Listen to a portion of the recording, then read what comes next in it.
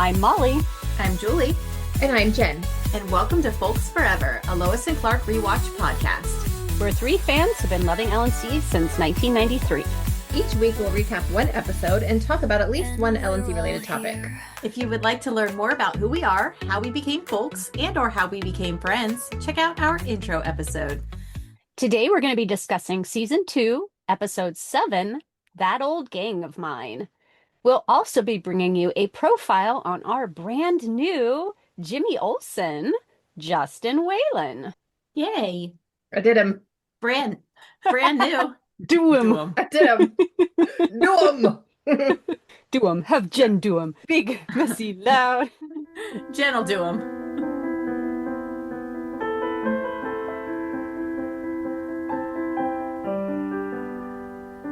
That Old Gang of Mine first aired on November 13th, 1994. As this is one of our last three 1994 episodes, we thought it would be fun to do some top fives. Today, we're going to be listing our top 5 1994 movies. There were so many good movies in 1994 that it was really hard to narrow it down. Yes, I had to leave off a few that I like. But yeah. My top 1994 movies are, in no particular order, Little Women, My Girl 2, Karina, The Shawshank Redemption, and Forrest Gump, with one honorable mention to Speed. How about you, Julie? Nice. Looking through all of the movies from 1994, I realized that my top 5 from 1994 are very different from what I would pick as my top 5 now. Okay. Since I'm older. Mm-hmm. There's some better movies. I said for my top 5 from then when I was 14, Andre, Junior, The Flintstones, Dumb and Dumber, and Angels in the Outfield. It's a very random list. Wow. Okay. Wow. I would not say that today. It would be a very different list. What you have one for your today's? I did make one for today's. Do it. The list now would be The River Wild, The Client, Speed, The Flintstones still stays on the list, as well as Andre. But I have an honorable mention of The Shawshank Redemption. Awesome. Yeah, if I was doing this list for 94, I have no idea. I know My Girl 2 would definitely be on it, but none of the others, because I did see Little Women back then, but I didn't like it back then. I did not like that till later. So, yeah. Yeah. That's like fair. When I was a kid at 14, I rewatched Junior constantly. Oh. It's still a good movie, but it's definitely not the top 5 anymore. That's a kid's movie. Really? I noticed my then column is very much teenager, like young teenager family movies, because that's what we watched then. Makes sense. But I still have a love for the Flintstones. The Flintstones was great. Well, mine, in no particular order, were Forrest Gump, The Lion King, The Santa Claus, Speed, and My Girl 2. And then later on in life, and I will say those they probably are still kind of my favorites. Top favorite now, other than the Santa Claus, is Shawshank Redemption. How can you not love that movie? It's so good. And I wanted to love The Paper. I remember seeing that in the theaters because I loved Lois and Clark so much. And I was like, yes, it's a newspaper. It's a love story. Womp, womp. No, it's not good. It's okay. Yeah. It's not as good as... It's all right. Not as good as my Lois and Clark. But nobody can fly. Nobody does the heat vision. Okay, yeah. Yeah. Something not missing. As exciting. Yeah. Nobody mentioned Blank Check. I'm sorry, Blank Check. You are not my favorite then, and you are not my favorite movie now. But I watched it. I did like it. Yeah. I liked it then. Sure. Although, to its credit, I've probably seen it more times than Shawshank Redemption.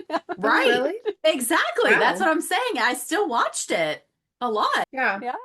I did not. I think I saw it once when it came out, and then I watched it again in honor of Chris. Every Lois and Clark episode had a title. That Old Gang of Mine is the name of a 1923 song. And not counting Wall of Sound, this is our first song title in a while. We had a bunch at the beginning of season one, but I think our last one was All Shook Up halfway through last season. So, yay, another song title. But I give the world to see that old gang of mine. It's also important because, gang, gangsters, old, they're from a long time ago. I like it. Uh-huh. During the first two seasons, before the episode titles were known to the general public, we had to make up our own fake titles so that we could label our VHS tapes. My fake title for this episode was Bonnie and Clyde. I swear, my titles on my tapes are usually like 2 or 3 words. Bonnie and Clyde. Very simple. Yeah, mine was also Bonnie and Clyde. Nice. I mean, what else Wow. would it be? And I'm just gonna say mine was, I think, the same. I don't think I had it written on a tape, but I referred to it as Bonnie and Clyde. So I think we all have the same episode title. Yeah. Like, why did we choose Bonnie and Clyde and not Al Capone? I think Maybe because they're first. yes, I think that's it. They Probably. come in strong. Yeah. Bonnie is really entertaining. I mean, Al Capone is too in his own way, but Yeah. I think Yeah, Bonnie probably. and Clyde, yeah, because they came in first and made their appearance, and they were the Perry comes in. Whoa, we just got kidnapped by Bonnie and Clyde. So Yeah. Yep. before we get into our actual full summary of That Old Gang of Mine, we are going to be giving our very own summaries in 16 words or less. And today we start with Jen. Mine is Bonnie and Clyde return. Clark's fake death reveals Lois's true feelings, which he promptly sleeps through. Oh, that is Oh. good. Clark. Maddening. Good dummy. Dummy. Dum dum. Mine is Bonnie and Clyde and Al Capone wreak havoc in Metropolis and in Lois's social life. Oh, Aw. mean For a minute. bad guys. For a minute. What about you, Julie? And mine is an error in judgment leads to Clark faking his death to save his secret identity. Ooh, Aw. I also like that. Got to get that quote in there from the detective. Mm-hmm. Yeah. Right. So I have a couple memories from when this episode aired. One of them I'm going to save till the scene happens, but the other was I don't know if it's ever made it into an episode, but I know I've told you guys that when Jimmy says to Perry, "You don't check out in your 20s." As a kid, I listened to that and went, "What?" And I remember going to my mom and going, "Is Clark in his 20s?" And she's like, "Yeah." And I could not believe it or fathom it because that's the decade above mine. He can't be. He's an old, well, not old, but he's Yeah. an established career guy. He's got to be at least 35. I could not. I know. Same. Well, even now, Same. looking at it, he should, in your 20s, you're still a baby. He should be in his 30s at least. Yeah, but he's doing pretty good for himself at 27, I will say. Got the No career, he's kidding. got the nice apartment. Yeah. Yeah, it's just Man, I blew would my have mind. loved to have that apartment at 27. That apartment was so Oh. cool.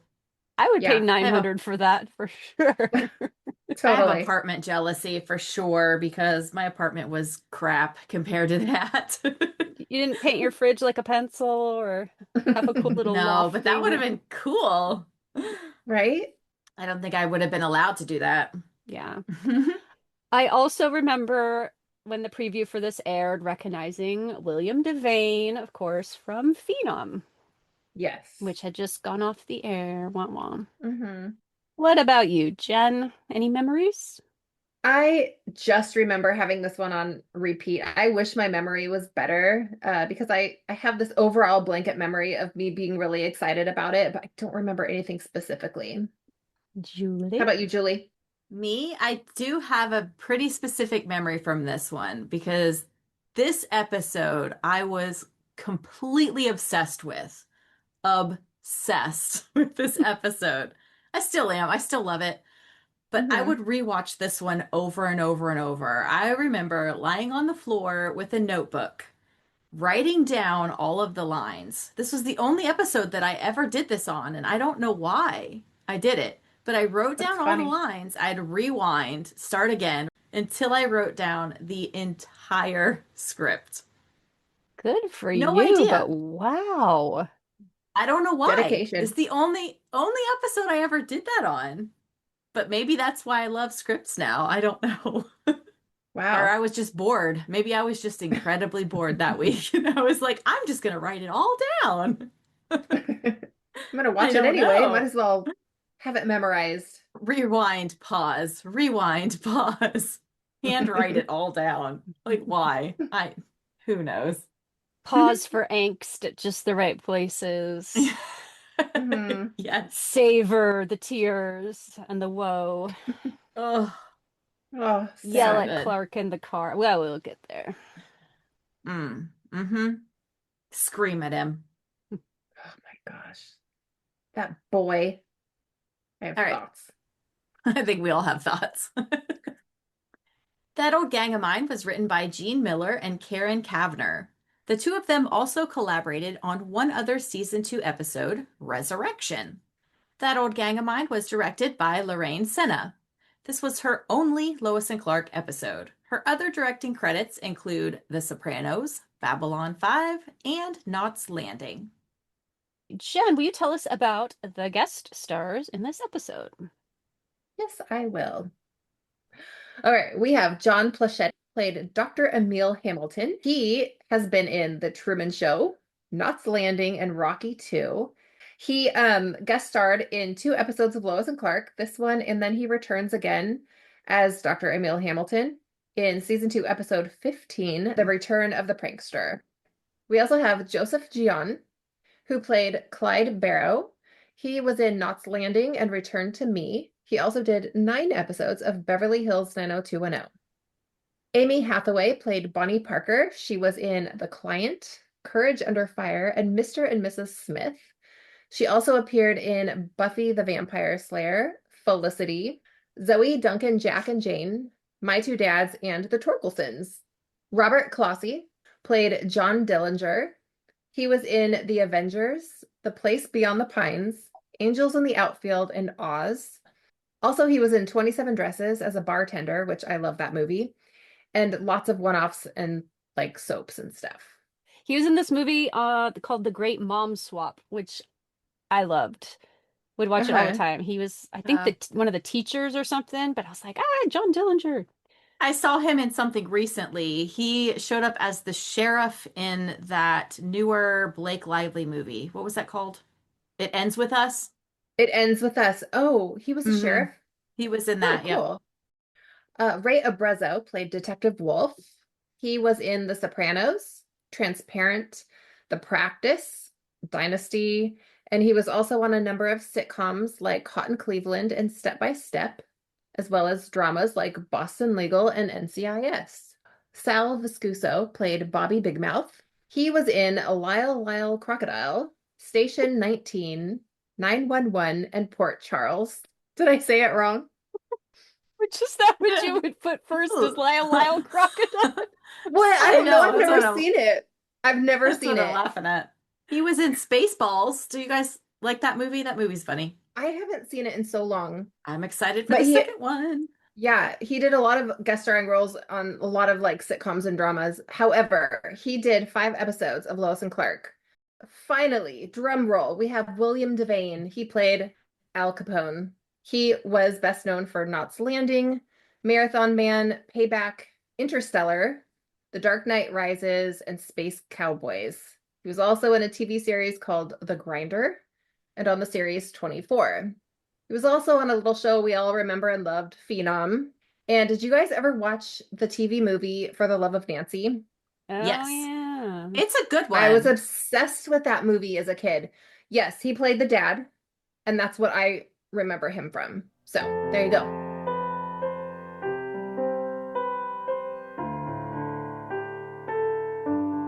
Let's get into the episode. So we kick things off with Jimmy helping Perry figure out why his car is stuck in park. But they're distracted. There is a gorgeous classic car parked right next to Perry's car in the garage. And Perry proudly explains that it's on loan to the Daily Planet for the newspaper's birthday celebration. Then things sort of take a turn. A man walks up demanding the keys to the classic car, claiming that it's his. Perry pushes back, and suddenly the guy calls out to Bonnie, who emerges from behind some bushes with a gun. Before long, Jimmy and Perry are tied up inside Perry's car while Bonnie and Clyde get ready to make their escape. Perry warns that they're going to be put away for a long time, and Bonnie replies, We already been away alone. Then Clyde asks, Feds, you think I'm afraid of Hoover? What would a vacuum cleaner company want with them? Jimmy. J. Edgar Hoover, head of the FBI, 48 years. Never heard of them. Bonnie suggests sparing Jimmy because he's pretty cute, but then Clyde has other plans. He starts the car, shuts the garage door, and leaves them to inhale the exhaust fumes. As the garage fills with fumes, Jimmy comes up with a desperate plan to use his head to hit the garage door opener right above his head. Somehow, in the process, he knocks the car out of park, which supposedly was the whole problem, if I'm understanding it correctly. I'm confused. All it need was a good kick. I'm just saying. Okay, I- okay. Yes. Just desperation, I guess. In any case, it's out of park, it goes into reverse, and the car blasts backward through the garage door, sending them crashing into fresh air and safety. Whew. Good thing Jimmy was there. Yeah, that's interesting. I've always thought for Bonnie and Clyde being from the 30s, this was what they thought was a foolproof plan to kill these two guys, having no clue that, you know, people keep their garage door openers in the car, and having no clue that we have like automatic shifts now and things where it's a little bit easier to do these things. So they thought, hey, they're gonna die in there, and they're like, yeah, actually there's ways to get out of this in 1994. And good Yeah. on them for thinking of one of them. Also, yelling for Superman might have been an option. I mean, They didn't even try, really. Didn't seem like they tried. But good job, Yeah. Jimmy. Yeah. Good job using your head. Literally. Literally. Oh, funny. All right, so back at the Daily Planet, the staff is busy decorating for the newspaper's 60th anniversary celebration when Perry comes barreling through the newsroom with Jimmy right behind him. Lois Clark, in my office now. What's up, Chief? You're not gonna believe what happened to us this morning. We were almost killed. I saved us. What? The kid's leaving out a few details, but the bottom line is we were carjacked. Are you all right? Yeah, sure, but they got away with that vintage car we're going to use for the celebration. When Clark asks for a description of the suspects, Oh, yeah, sure. Gave a very detailed description to the police. Then they looked at me like I had 3 heads. Why? Because I told them we'd been carjacked by Bonnie and Clyde. Lois points out the problem that Bonnie and Clyde have been dead for over 60 years. Well, I know that, Lois. They took my car, not my senses. But believe me, they did quite a job. Costumes, makeup, the whole shebang. And then that kind of catches Lois's attention because she explains that a gun collector was recently robbed by a man wearing a brown felt fedora and alligator spats. And they escaped with a collection of antique weapons. Suddenly, Bonnie and Clyde impersonators maybe don't seem so far-fetched. I guess. I don't know. I would still Could be be a like, coincidence. okay. So next, Lois and Clark track down what appears to be the world's sketchiest talent agent. His office is a complete disaster. He has stacks of mail everywhere and celebrity photos covering every single inch of wall space. Lois is already annoyed, reminding Clark that carjackers don't register with agents. Clark argues that if anyone knows famous impersonators, it's a lookalike agency. So the agent Sammy finally gets off the phone and introduces himself. When Lois says that they're from the Daily Planet, Sammy immediately tells her that with a wig and the beauty mark, she could be a dead ringer for Madonna. And this, Lois is not impressed. She is like completely revolted. Clark's face is hilarious here. Like, she was flattered at first until he said Madonna. Madonna. And then she's like, what? I don't get that though. I mean, okay, I wasn't listening to Madonna in 94, not until maybe 96 or 97, but she was not reviled or anything when I, so I don't know why Lois has No. the problem exactly. I think Madonna had a reputation of being, at least when I was a child, I thought, oh, she's the one with the cone boobs, and she's a little extra sexy and maybe a little over the top. Yeah. And I think I mean- Lois has worked hard to have what am I trying to say? She's just worked hard to create her image of being respectable, and she doesn't want to be associated with Madonna. Mm. So just as Lois is about to walk out, Clark gets her back on track and asks whether Sammy represents any Bonnie and Clyde lookalikes. Not exactly, but Sammy remembers someone renting an entire rack of gangster costumes, which throws up a red flag. After digging through a mountain of paperwork, he finds the name, Emil Hamilton, though he pronounces it Emil Hamilton. Emil. Isn't it? No Amy Email. Hamilton Valdez. Emil. Okay. Yeah. Anyway, that threw me for a loop. My So anyway, my yes. question here is, well, we'll learn who Emil Hamilton is in a minute, and do we really think he rented this rack of gangster costumes? Because why? Why would he be like, I'm gonna have you wear the clothes you used to wear when you committed the crimes? So I was kind of wondering this last time if he rented them or if Clyde or John Dillinger did it in his name, the way that they stole. But then why did they just steal the cost? Well, Yeah. if you were brought back into a world where people wore weird things like space outfits, I don't know, but you had the option of having like jeans and a sweatshirt or like shorts and, a t-shirt. I would want to make someone feel comfortable and give them a little slice of home. You know what I mean? So maybe that's why. Maybe he was like, well, I know you guys are bad, but here's what you're used to wearing. Don't ask questions. Just be quiet and do your thing. I mean, they have to have clothes, right? I don't know. They have to have Dress clothes. them. They just come out naked. He's like, what can I put you in? And they, who can immediately talk right away, and, because this is how clones work in Metropolis. Yes. Yeah.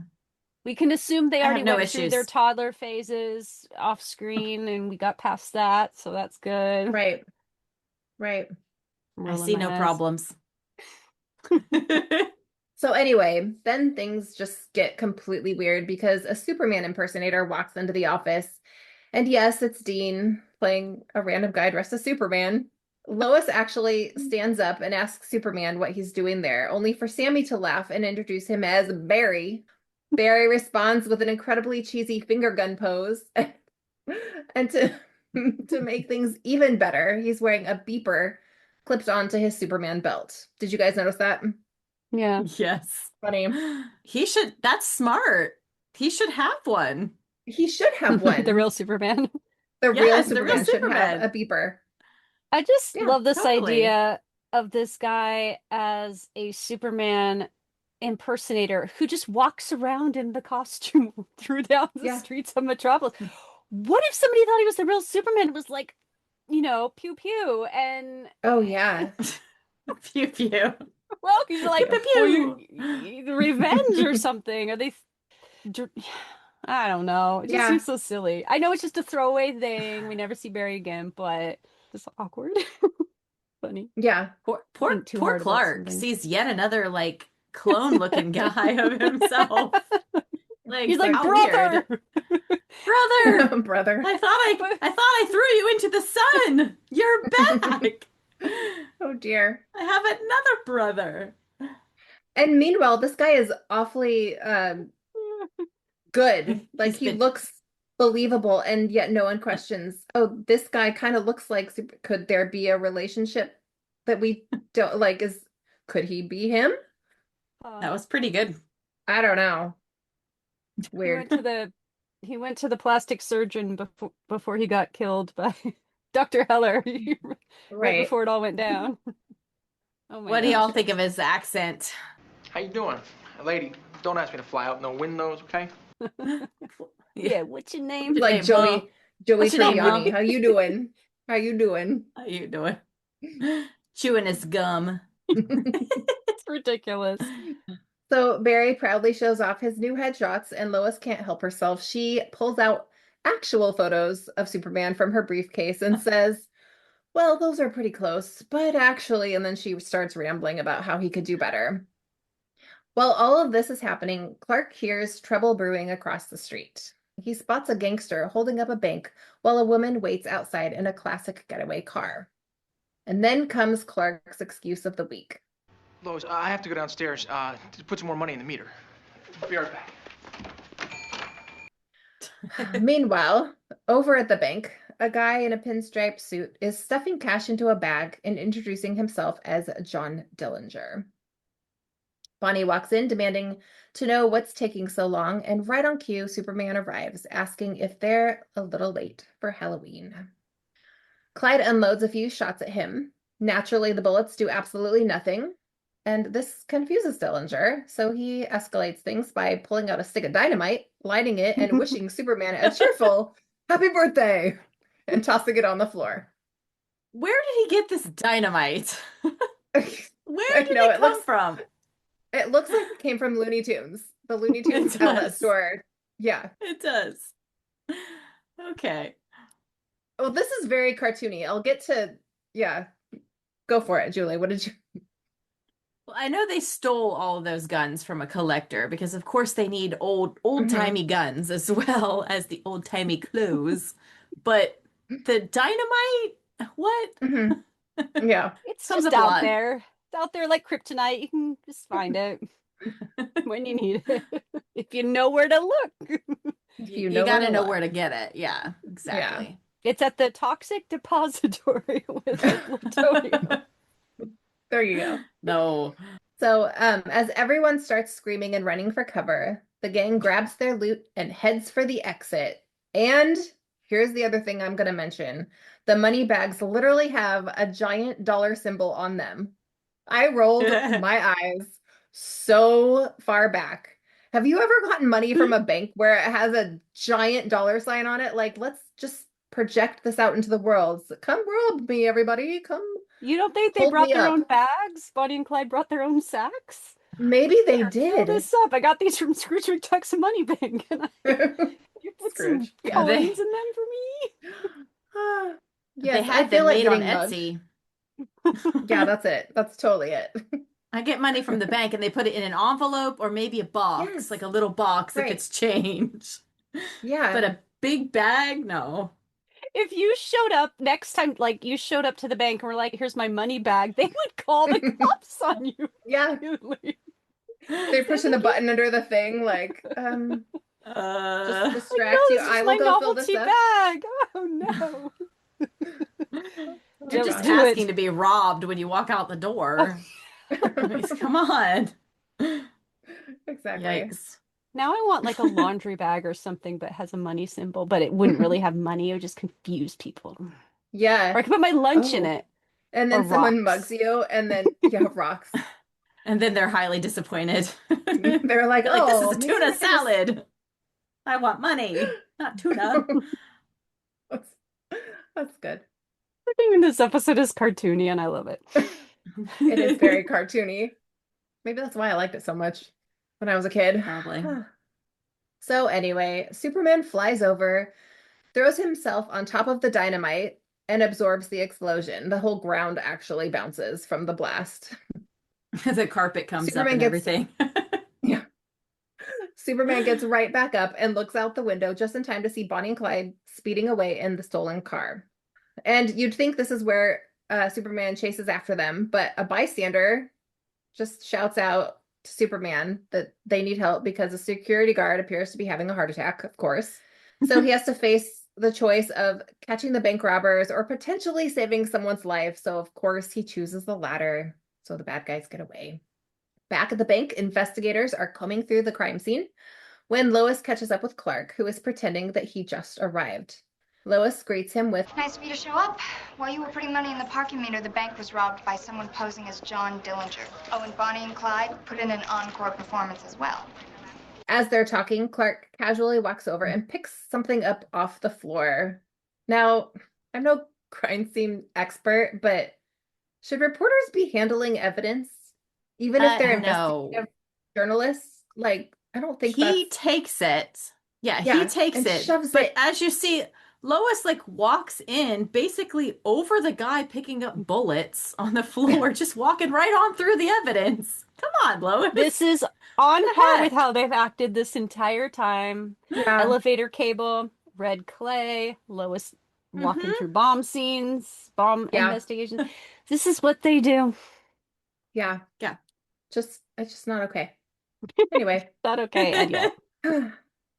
And yet So there it she turns is. out, yeah, there she is.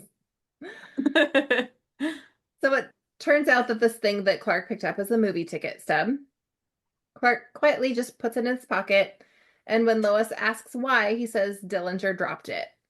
Naturally, Lois wants to know how he could possibly know that, and Clark's answer is, well, I saw Superman on the way back here, and he told me. Okay. He's an idiot. Yeah. What? That's 2 episodes in a row with him using Superman as an excuse, and he needs to cut that out. Yeah, exactly. As they leave the bank, Jimmy comes running up with a major breakthrough. The stolen getaway car actually belonged to the real Clyde Barrow. Even more interesting, a few years ago, Bonnie and Clyde's bodies were exhumed by a scientist looking for bone and hair samples. The scientist's name? Professor Emil Hamilton. The same Emil Hamilton who recently rented an entire rack of gangster costumes. So now they have a lead. Seems coincidental to me. I think What? it's, No. yeah.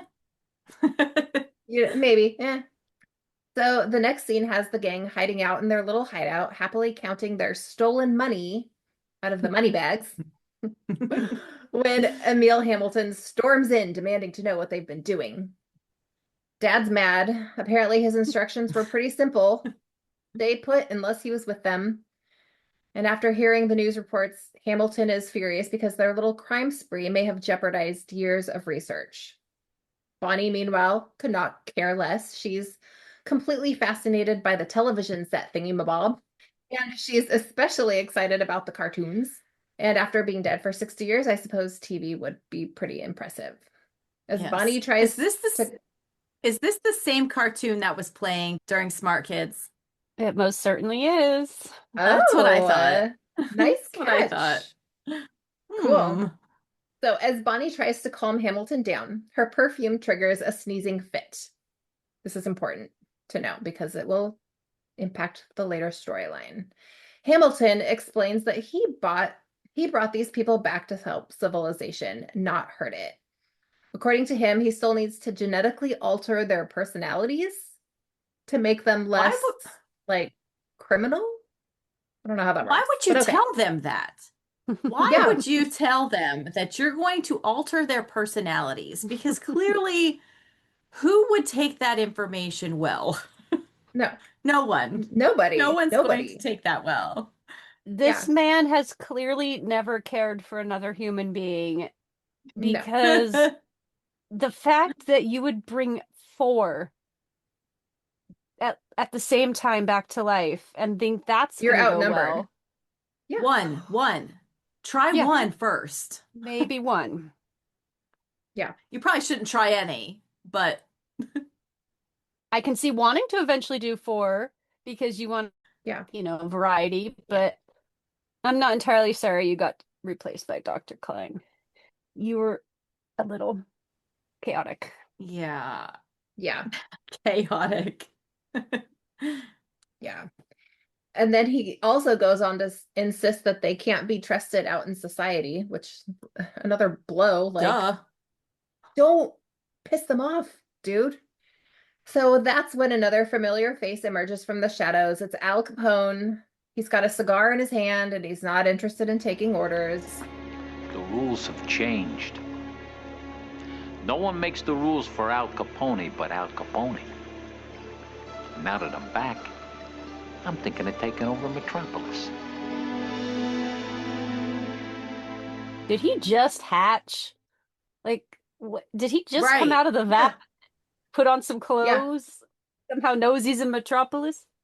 Yeah, I'm a little confused by this because Hamilton seemed a little surprised when he just showed up. Was he surprised that he was Hey, you weren't supposed to be ready for another hour. Like, was he surprised he was there, or was he surprised that he was like sticking up for himself, saying he's gonna like, you know, Mhm. be the boss man? I don't know. Yeah. But it seemed a little weird because he didn't just, come out of the vat fully dressed. No. I don't know. I'm a little No. confused. Well, if he rented all those outfits, Hey, we don't know how the vat works. yeah. Maybe. Good gravy. Nothing Yeah. makes sense. I still love this Al episode, though. Capone. Even with No, the I holes. know, it's fine. It's funny, though. So back at the Daily Planet, the caterer, named Jacques, we find out, is chasing Perry around the newsroom, trying to get answers about the anniversary party. Perry is avoiding every decision. He doesn't want anything to do with the napkins or whatever. Poor Jacques. And meanwhile, Clark is trying to get something out of the vending machine. Lois arrives, and she has a background report on Emil Hamilton. Turns out that he is a brilliant scientist with no family, no close friends, and a habit of pouring all his money into experiments. Clark isn't surprised. He explains that Hamilton's DNA modification research was incredibly expensive. His theory was that he could restructure DNA to eliminate aggressive and antisocial behavior, and he believed that criminals would be the ideal test subjects. How would you like it if you had someone do a background check on you and it was like, Molly, scientist, no family, no friend. No friends, dork, likes, Where did they get that doesn't spend, info? yeah, it's, They yeah, didn't even have Facebook back then. They couldn't look at your numbers. exactly. Yeah. No friends. How do they know this? And then he also mentions that he found a way to accelerate the growth of embryos. Just then, Jimmy comes over and he's wearing the legendary Ned the shirt. Ned the shirt. Ned the And shirt. he's got a huge update. Hey, guys, get a load of this. Just came over on the facts. The police got a definite make on the bank robbers. The fingerprints are an exact match with the real John Dillinger, Clyde Barrow, and Bonnie Parker. What are we dealing with here? The Jurassic Park of human beings? Let's go find Bobby Bigmouth. I mean, if Hamilton created these, whatever it is he might have created, Bobby would be the one person to know. And as Lois and Clark rush off, the elevator dings and out steps Al Capone himself. He spots Jimmy and asks for Perry White. Jimmy nervously points toward Perry's office and asks if he has an appointment. Capone's response is, Al Capone don't need no appointment. before he gets very far, Jacques intercepts him and demands that he put out his cigar. Oh, no. We can't have you smoking this nasty little thing in here. Do you have any idea the effect this cigar will have on my hydrangeas? Do you have any idea the effect this fist will have on your face? And if we have any French viewers, we desperately apologize for Jacques and any quotes we might put in of Chicago-born actor trying to be French. Yes, it is very Yeah. stereotypical. I loved this exchange as a kid, and I still do, even though it is a little cringe. It's funny though. It's funny. So Al Capone walks into Perry's office, introduces himself, and drops the stolen car keys onto Perry's desk. The car is being returned, washed and waxed. He even apologizes for Clyde, explaining that Clyde was still making payments on it when he died. Then Capone hands Perry an envelope that he, quote unquote, found under the front seat. It's stuffed with cash. Capone explains that Perry runs a newspaper and Capone runs an organization, and they both understand that money keeps things moving. Maybe Perry could say a few nice things about him in the paper. Again, Oh my. I am not an actress. I don't know how to do this. But anyway, that's what he says. Perry's response is immediate. Take your dirty money, your phony scar, and get out of my office. And as Capone leaves, he pauses just long enough to issue a not-so-subtle threat. He says he really likes the Daily Planet, and he would hate to see it shut down because of union problems. Jimmy, who meanwhile has witnessed this entire exchange from the doorway, can't believe Perry stood up to the guy. Perry brushes it off, insisting that he's just a con artist. And then Jimmy hands him the facts from the police that it's the real Al Capone. And you can see Perry's face kind of just turn white. Oh, crap. Oh, crap. I always enjoy these exchanges because Al Capone is operating on I think I'm talking to somebody who's from my time kind of thing, Whereas Perry has probably seen a bunch of gangster movies, and he is above and beyond, and he is not gonna these things that Al Capone are saying feel very cliche because to Al Capone they're fresh, but to Perry we're like, okay, not another, movie that we're or whatever that we're watching. It is fascinating to me the way the writers did this, because it's like two people talking to each other from two different sort of spheres. I mean, we see it throughout the episode too, where like Lois kind of getting one on Bonnie, and Bonnie, or a little bit later with Clark and Bonnie kind of talking to each other, and their conversation, they're missing each other's meanings, and I like that. I like how they did that, like how it came out, how it came off, and not poor, but Al Capone thinking he has some sort of advantage over Perry through intelligence or experience, and Perry just like, are you kidding me? Okay, now that he knows this is the real Al Capone, that's a bit scary because we know his history, but I think before that, Perry being a badass and throwing him out was awesome. Go Perry. Stick at his ground. What do you think Perry would have done if he had known it was the real Al Capone? I mean, he wouldn't have taken I don't think he would have. He wouldn't have taken it. I think he would have just probably encouraged him to leave, but maybe not been so forward and direct about it. Yeah, not been as harsh. Called the cops for sure. Let me think about it, or I don't know. Yeah. It's also funny because Perry White is our editor-in-chief, but he doesn't own the Daily Planet, and I guess, but our owner of the Daily Planet is not here, so we get it. We get why you had to go talk to Perry. All right, so Lois and Clark are in Lois's Jeep. It is parked, and they are waiting for someone. Clark is holding a bag of food, and Lois is trying to get at it. Clark tells her she cannot have any. This is for Bobby. We mentioned Bobby Bigmouth a minute ago because they were talking about meeting him. You can't even have a little bit, says Clark, because he'll notice. Remember last time? And Lois gets all defensive. And this is our first introduction, of course, to Bobby Bigmouth.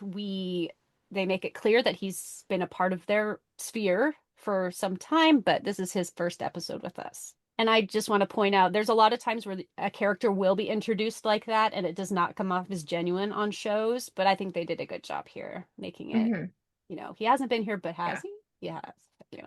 Did I miss an episode? Yeah, there's that too. Yeah. Clark's pager beeps, and he exits the car to go make a phone call. And for whatever reason, he leaves that bag of food on the car seat, giving Lois one last reminder not to touch it. But as soon as Clark's out of sight, Lois lunges for the bag. But just then, out pops somebody from the back seat, and Lois jumps. It's Bobby Bigmouth. He says, "What'd you bring me today?" Lois admonishes him for sneaking into the car and for eavesdropping on her conversation. She also seems annoyed that they have to feed him. But, Lois, couldn't you have got yourself something too? What? I know. Are we out of money? Stopping her. Right. Should have got two. Yeah. She gives him the food. He begins to eat, and Clark comes back, and he says the page was from Jimmy. Jimmy has let Clark know that Al Capone paid Perry a visit and tried to bribe him. Lois and Clark ask Bobby what he knows about all this. And in the midst of going through all the food they've brought him, he says, "All I know is it's an experiment gone bad." And Clark says, "Hamilton really did it." And he sounds very in awe and concerned. When Bobby refuses to give them any more info, citing the fact that they didn't even bring him dessert, Clark gives Lois a knowing look, and looking only moderately ashamed, Lois hands over another bag of food. She was trying to keep the torts for herself. Bobby is now satisfied with the meal and tells the two of them that there's an illegal gaming club, or an illegal gambling club, where Capone and his thugs like to hang out.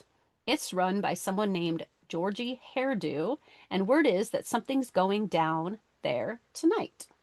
Bobby, I know, something's going down there. No.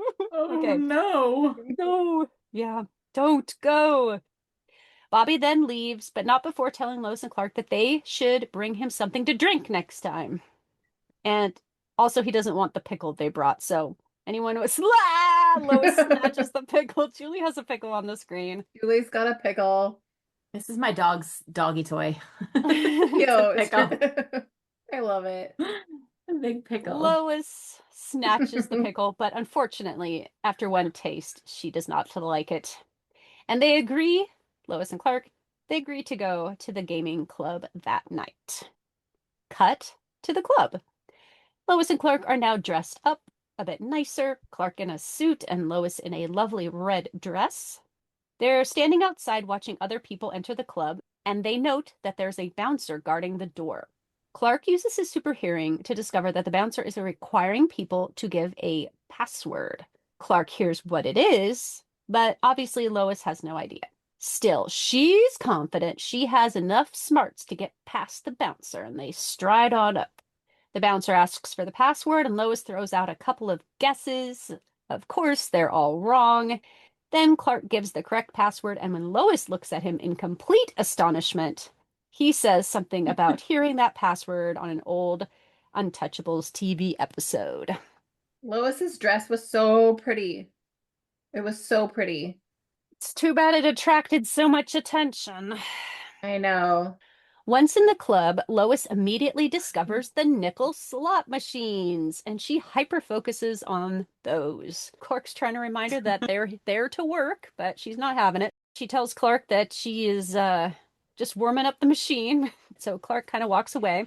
And he passes by a craps table where some people are playing, and the dealer is rolling sevens or whatever the right number is supposed to be, and Clark x-rays the dice and sees that these dice have weights in them. So, on one of the customer's next turns, he uses his super breath on the dice so that their customer gets the correct number as well and wins that round, making her very happy. Then he walks away from the game, and he's noticed by Bonnie, who's sitting at the bar. Bonnie calls Clark over, and they begin to chat. So, you come here often? I haven't been here in years. Actually, I haven't been anywhere in years. She's obviously attracted to Clark, although she did say Jimmy was cute earlier, and she did kind of swoon over Superman when she saw him earlier. So we think that Bonnie just loves Her everybody. hormones. But Woo! Bonnie is the cat 2.0. yes. Yes, she is. So Bonnie reaches towards Clark's neck to loosen his tie, but he stops her because, as we know, he probably has the suit underneath there. And then Clark asks her if she lives nearby. And this is the part I wanted to mention earlier with the memories, because for years watching this episode, I should mention that her response to this, do you live nearby, is, well, that's a very forward question, you know. And I was always like, why is that a forward question? That's just a very like chit chat question, you know, like, do you come here often? Do you live nearby? And then I got to a certain age and was like, oh, that's what you ask somebody if you want to go with them down the street. Like, I'm gonna go back to their place. Yeah. And poor Clark, I don't think he ever meant it that way. No, of course he didn't. But like Bonnie definitely is like, oh, well. Like, oh. Aw. But before anything can happen between these two, Clyde, as you know, Bonnie's boyfriend, comes up and kind of pushes Clark and sorry, the lady's taken, or he doesn't even say sorry, but he's just like, lady's taken. So Clark, I should mention he did buy Bonnie a drink. He quickly pays for the drink, makes an excuse, and is like, excuse me, I gotta go.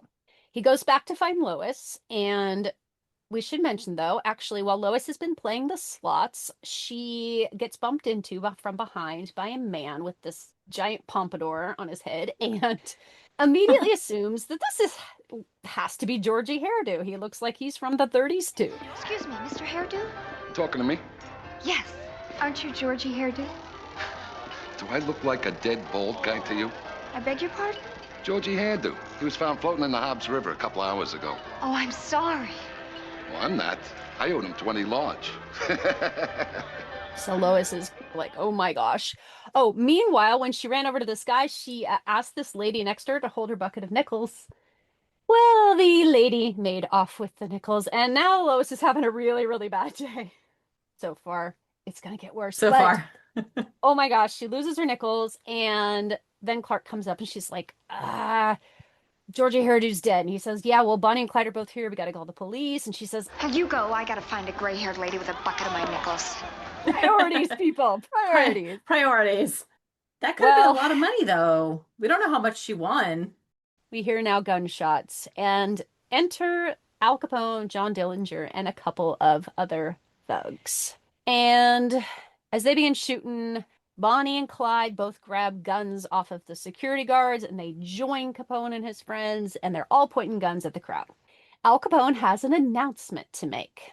Basically, that Georgie Hairdo is dead, implying he did it, and that this club now belongs to Al. Unfortunately, at this moment, John Dillinger has noticed Lois in her red dress and begins to walk toward her, saying, maybe we can make this little cutie our head hostess. He touches Lois, and she recoils. Oh, I know. No. And Clark kind of puts his hand up and says, leave her alone. John kind of pushes Clark a little bit back, and Clark kind of moves after that. Clark, I don't even know how to describe this. Just go watch the scene. Maybe we can make this little cutie our head hostess. I was always partial to a lady in red. Leave her alone. Who are you, her big brother? But Clark kind of comes forward, almost like he's going to fight back. I don't think Clark would have, but as he starts to move forward, we hear some shots, and Clyde has shot Clark a couple times. No. So Point blank, No. a million witnesses, and the only thing Clark can think to do is to fall down flat. Clark. And Lois kind of grabs at him as he falls, and he kind of just lays back on the ground and closes his eyes, and as we always say on this show, he's dead. He's dead. He's dead. Don't try to save him. Don't check for vitals. She's crying. She's calling his name. Meanwhile, Al Capone is not happy that Clyde has ruined his big moment. You moron! What did you do that for? Now we gotta get out of here. Joey, pick up the stiff. I can't be linked to a murder. No! No! No! No! Clark! Clark! Lois is all in such shock she basically can't do anything more than sort of sit there and reach out for Clark as he is taken away. Oh. What she must have been thinking when he gets dragged out of there.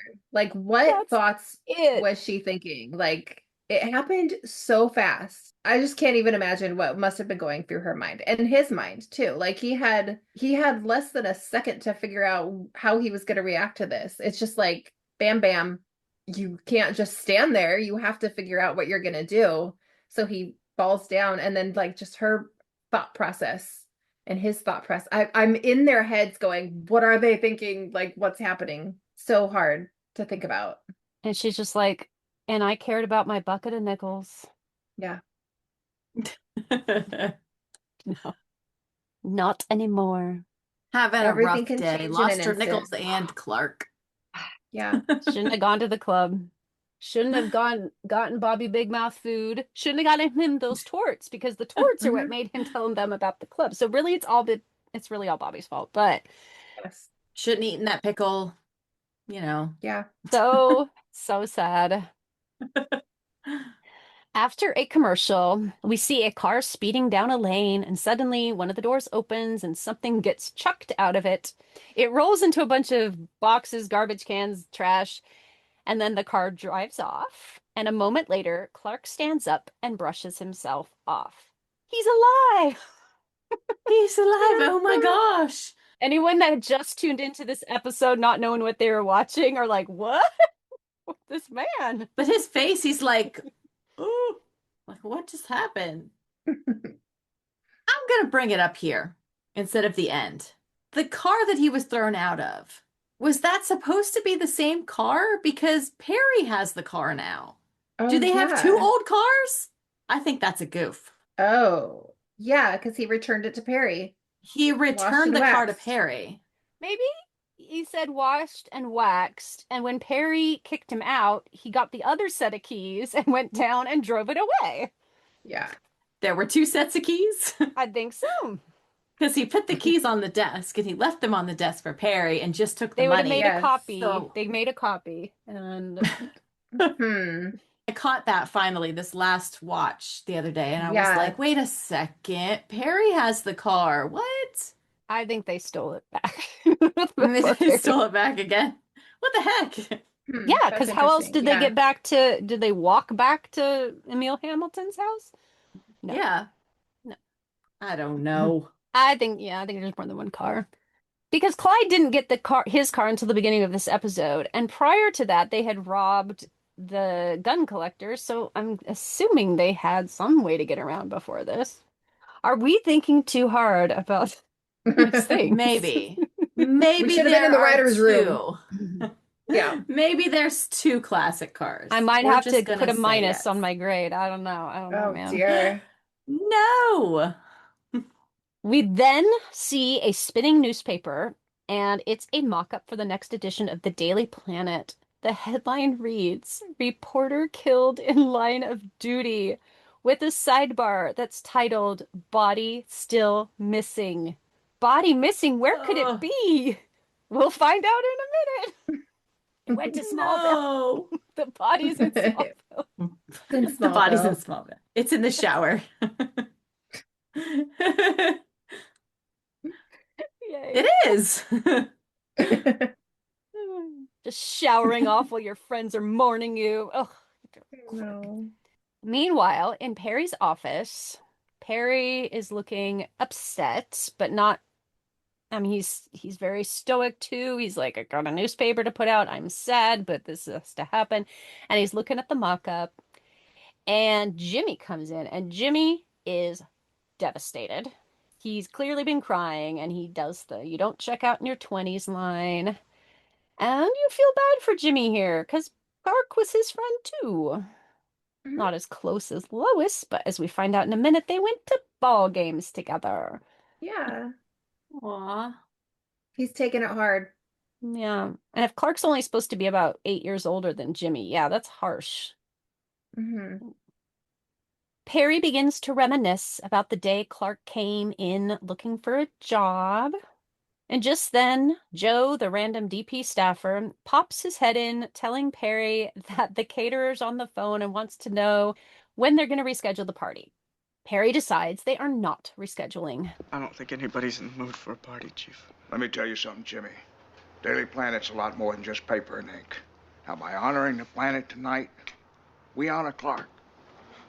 Everything he stood for. Perry then sends Jimmy on an errand to the press room, reminding him that they still got a newspaper to get out. As Jimmy leaves, Perry notices Lois walking into the bullpen. She looks completely lost. She's clearly been crying. She sits down at a desk, and Perry walks over to her, telling her she didn't need to come in.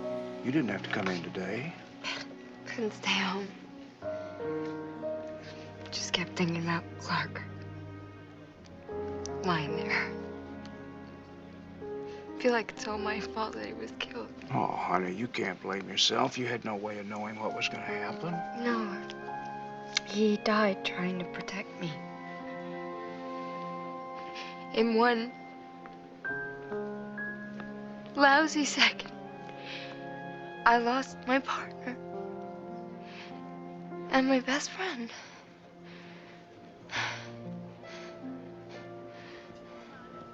He died without ever knowing.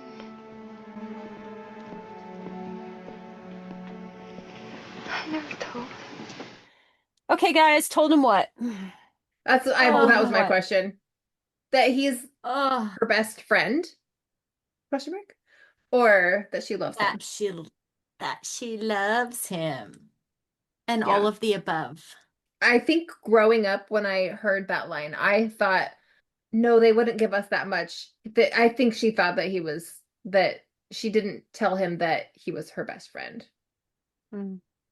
I think it's that she was going to tell him, hey, remember that day at the Daily Planet when they put the globe back up and I wanted to say something. I wanted to Yeah. tell you that I thought of you walking down the aisle and I said no to Lex because I was thinking of you. That's what I think it is. Aw, I think it's I all the like above. that. Yeah. I think you're Ugh. right. I think probably it's a combination of all of the things. Like she obviously had more feelings than she let on, and it was a mess of every single emotion that she's had since she met him, and she just never filled him in on how she was ever feeling. And now she This can never. scene is heartbreaking. Yes. And she is so good. Oh, she's It's the so best. good. Ugh. She's the best. So just then, the detective who's working on the case, Detective Wolf, interrupts Perry and Lois because he needs Lois's signature for a statement that she'd given. And Perry asks Wolf if they have any leads. And Wolf assures Perry that they're working on the case night and day and won't stop until they find Capone and the others and bring them all to justice. Just then, Joe the staffer comes back to tell Detective Wolf that he has a phone call. So Wolf picks up the phone and we learn that there's been another tip regarding the gangster's location. But this is like the 14th possible location lead they have, so he just says, put it on the list. He writes down the address, but turns out it's on one of those carbon paper notepads. So even though he rips off the top, Lois still sees the address left there. And she gets that look in her eye, grabs the paper, and off she goes. Cut to Smallville, where Clark is telling his parents, I didn't know what else to do. I had to pretend I was dead, or everyone would know that I'm Superman.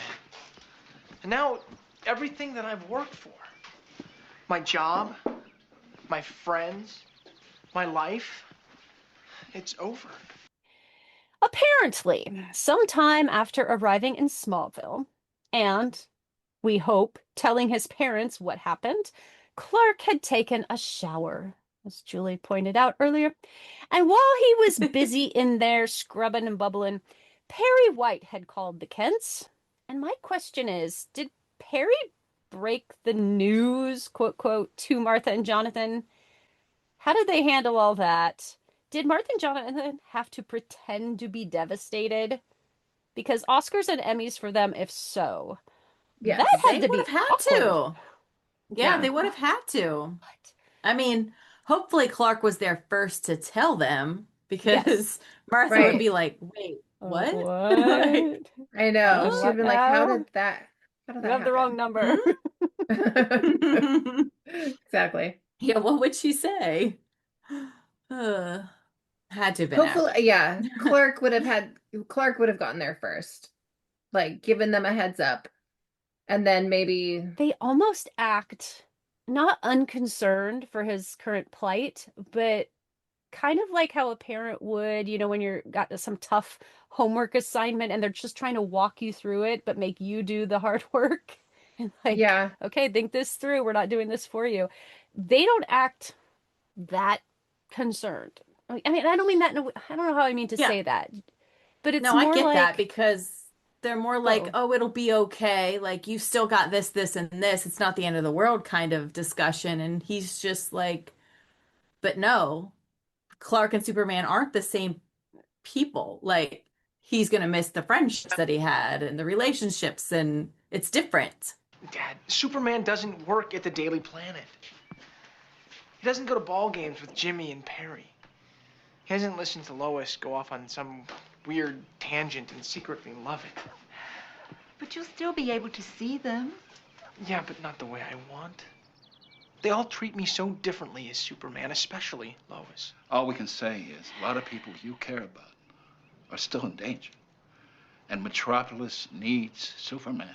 But Jonathan is like, yeah, okay. However, Al Capone and his thugs are still wreaking havoc in Metropolis, and your friends are still in danger. So stop wallowing and get back there and fix this, and then we can No. worry about the Clark thing. Like, get your butt back to Metropolis. So I think I love how they handle it. And Clark says, "Well, I don't even have any leads to go on except a dumb old ticket stub that Dillinger dropped." And Jonathan's like, Clark, hello, duh. Didn't you know that Dillinger loved movies? You probably can catch him in a movie theater because Metropolis has how many? Just one? Two? One. There's one. Oh, stock Yeah, movie just the theaters. one across the street. We'll find him. Here we go. We have a lead. So Clark gets a little bit of hope in his eyes, and back to Metropolis he goes.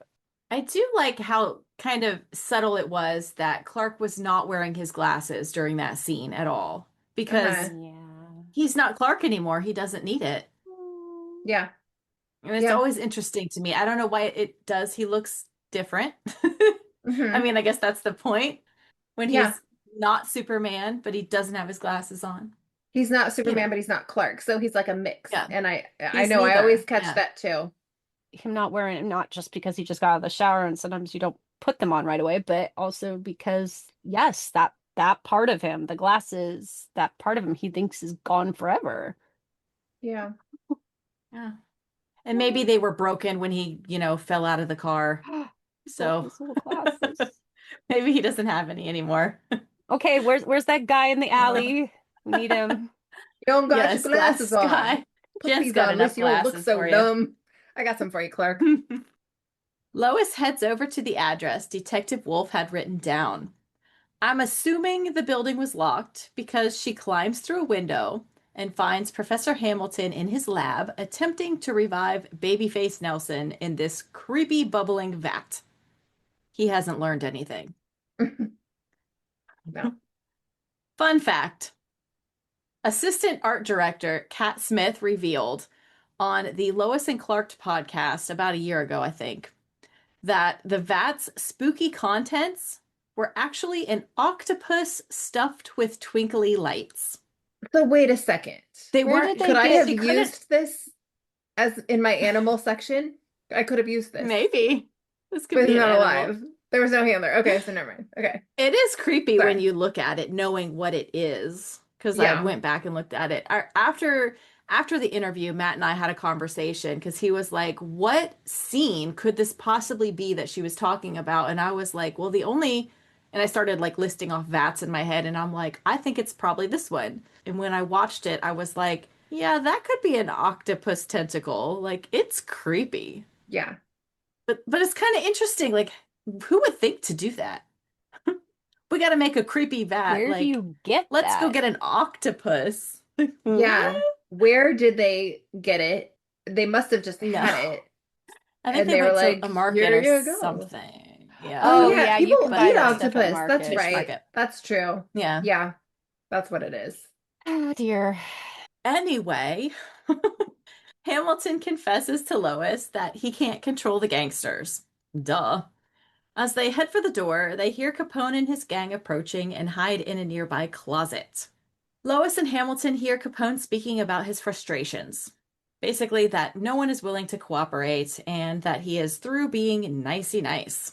He then spots the Daily Planet article about the party, decides to crash it and eliminate those who won't comply to his demands.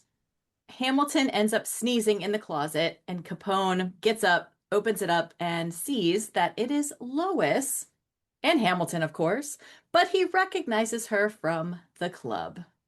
And I love how she hides her face at first, like, oh, maybe he won't see me if I'm not looking. And then she's like, oh crap, that's never worked. Yeah, She's that's like a toddler. That's not going to work. You can't see me because I can't see you. Outside, we see Dillinger leaving a movie theater. You know, the one movie theater that is in Metropolis. Superman swoops down in front of him, demanding to know Capone's whereabouts. Dillinger says, I don't rat. So what does Superman do? He grabs him. this. I know. He grabs him, flies up to the top of the building, and holds him over the edge like he's going to drop him. That's some serious fear tactics right there. However, Dillinger is not scared, saying that good guys don't hurt nobody, and he doesn't know anything. Superman proceeds to tell him that Clark Kent was a good friend of his, as close as two people can get. That's pretty accurate. I'm mean, It could also start some rumors here. You know? Yeah, a little bit. He then says, Well, maybe it'll come to you on the way down. and tosses him over the ledge. Whee! But just before Dillinger goes splat onto the concrete, Superman catches him and says, I've been known to miss on occasion. I love it. So I gotta good. say it. I love it. It's very much a Batman-ish thing to do rather than a Superman thing, in my eyes, to like shove somebody off a ledge. Yeah, but this is But at least- personal. True, Yes, it's he personal. doesn't normally do this, but this is personal. The guy killed his other self, which is going to ruin his entire life, and Right. obviously hurt Lois. And dang it, I think it's justified. Go for it. But you didn't mention. I thought you would. He whistles the Lois and Clark theme. Oh, yeah. Yes. Do-do-do-do. Yes, he Yes. does. And we've had like I 3 of love those it. now. It's funny. It's like, this is my favorite show. Well, Dillinger clearly gave up the information on where Capone was because in the next scene, you see Superman at the warehouse looking at Hamilton's manuscript. DNA, our hope for the future. He grins, clearly cooking up a plan of some sort. Outside at some construction site, Lois and Hamilton are now tied up and thrown into a hole. Is this like a foundation, like a building foundation hole or something? I'm guessing. I don't know construction. It's a hole. There's a hole and there's a cement mixer ready and waiting. Don't go Yeah. in the hole. The theme of all the episodes, don't go in the hole. Yeah, just don't go in the hole, guys. They attempt to negotiate with Capone, with Lois offering to convince Perry to work for him, and Hamilton questioning how Capone will make more of his friends if he is dead. Capone is basically like, well, you wrote it all down, you idiot. I'm sure I can find somebody. So their efforts to negotiate were a big fat fail. Bonnie pulls the lever on the concrete mixer and the hole starts filling up. I like her line right here where Lois is negotiating and Bonnie's like, Doesn't this broad ever stop yammering? doesn't this broad ever stop yammering? No. No, Nope, she does not. She's a babbler. Bonnie's new in town. Can you imagine filming this? And Just being covered in all of that goo. wet fake cement, whatever that is, Yeah. mud. I remember Terry was doing like a talk show. I don't know if it was Jon Stewart or Craig Kilborn or something, like the very next day. I remember specifically because she was like, yeah, I was covered up to my neck in cement until like 2 o'clock in the morning or 4 o'clock in the morning or wow. something. And I was like, ooh, that doesn't sound fun. It doesn't sound Hopefully fun that at was all. one take, or not one take, but like not like they didn't have to take a lunch in the middle of that and have to come back or something. Yeah. Yeah. Now, granted, this was like 30 years ago and my memory is not great, but I seem to remember her talking about it on that interview and saying she was in there for hours. Oh, That does not sound fun. no, in the middle of the night, no less. Yeah, at like 2 o'clock in the morning. Ew. Back at the planet, Superman swoops down right in front of Jimmy, who's busy boxing up Clark's desk. Jimmy has all the fun jobs. I know, but they don't even wait a day. They're like, Right? get that off the desk. We can't have his stuff here. We're hiring some. What is happening? Yeah. What the heck is wrong with Perry? Perry says, Lois, you don't have to be here today, but Jimmy, go clean off his desk. Like, what? Yeah. You have to Yeah. be here. Unless True. Jimmy did it on his own, thinking it might be helpful. But To not look at it? Yeah, I don't know. no, Yeah. just being like, well, his parents will want this. Maybe I can help out by Yeah. doing this. I don't know. Nah. But too soon. Too Too soon for soon. sure. Superman tells him that he has some news for Lois, but Jimmy tells him that she's been ignoring her pager, so he really doesn't know where she is. Superman tells Jimmy to keep paging her and then takes off, trying to zone in on her beeper noise in order to find her. Very clever. My comment here is, though, Superman, Mhm. I know you're in a hurry, but you also see that Jimmy is clearly hurting. It would literally take 2 words. Clark's alive. Mhm. That's all you have Yeah. to say. But then that would mean he's telling Jimmy first, and we know that Lois likes to know things first on this show. So Yeah. Yes. It would not But go over well. Well, and if he But- leaves and Jimmy has all these questions and he starts spreading rumors, then it's like all of a sudden he has to go back to a mess to clean up. You know what I mean? Whereas if he just tells Lois first, he can explain it to Lois, test out the theory, make sure it's a solid excuse, and then go back and be like, Lois is going to back me up here. This is how it went down. I don't know. Yes. Okay. Plus, if he's, I'll take what it. if Jimmy had questions and then, I mean, Lois is dying and Clint's like, let me tell you, Jimmy, Yeah. let me tell you. Let's sit down. Like, Sit on this couch. I'm going to explain some science to you. Yeah. Right. Okay. It's No, it's a good question though. Like poor Jimmy. No, poor Jimmy. Jimmy suffers a He's lot in all of the episodes.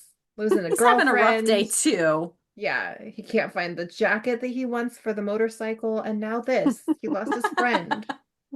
Aw. Jimmy.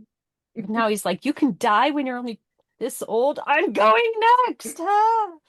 Poor Jimmy. His existential Now no one crisis ever has to worry begun. about dying again on this show because you can just do whatever Emil Hamilton did. Superman doesn't have to save anybody. We just find their body and doot, doot, doot, doot, doot. You're good. Yeah, except as we find out soon, he's going to burn up his notes so nobody else can do it unless Yeah. Superman remembers Okay. them all. And he'll just say True. he didn't. Back at the construction site, the concrete mix rises quickly, reaching waist deep. Lois grows annoyed by Hamilton sneezing and comments saying, instead of playing with DNA, you should have found a cure for allergies. Agree. I agree. I would It's love that. so annoying. Yes. Well, yes, Or the and common people cold. suffering from allergies, but also Hamilton's really annoying in this scene, and I want him to stop Yes. sneezing. Superman hears Lois's pager, locates them, and rescues them just as the cement reaches neck high. He then quickly makes an excuse, and away he goes. Did you ever wonder to yourself why Lois doesn't? I mean, not that she consistently does it, but she specifically does not call for Superman's help at this time. I don't get it. Yeah. Oh yeah. They were awfully quiet during this scene, like not yelling, no help Superman.